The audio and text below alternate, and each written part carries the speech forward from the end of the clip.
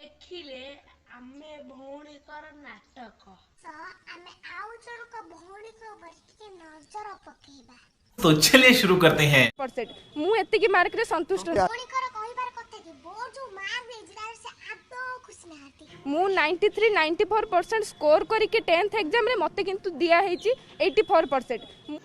रुको जरा सबर करो सॉल्यूशन भी अच्छी आ रास्ता को आसतुनि प्रतिवाद करतुनि अजथारे गहली करतुनि ऑफलाइन परीक्षा ही एकमात्र बाट ऑफलाइन परीक्षा रे शामिल हेबे परीक्षा देबे एवं जदि पूर्व मार्क रे मध्ये आपण ऑफलाइन परीक्षा रे मार्क कमी जाउची तेबे सेही फलाफल ही आपण चूड़ांत फलाफल हेबो कहउतल जे आउथर चाहिले परीक्षा देई पारे किंतु परीक्षा देबा पई भी आपण राजी नै मु हेले काहेकी शाबाश बेटा मु 2 मास हला +2 पाठ पढिलिनी कुछ भी स्कूल रू टाइपिंग मिस्टेक रो बहाना देखै कि एठी मार्क कमा हेची।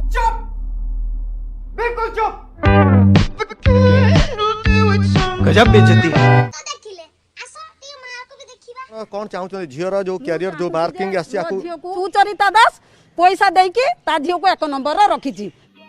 समझ रहे हो ना।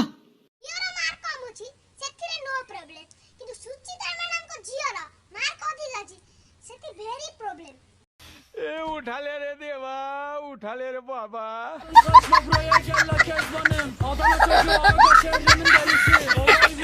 तो लाइक और शेयर ठोक दीजिए महाकाल का धमाके लाइक और शेयर ठोक दीजिए।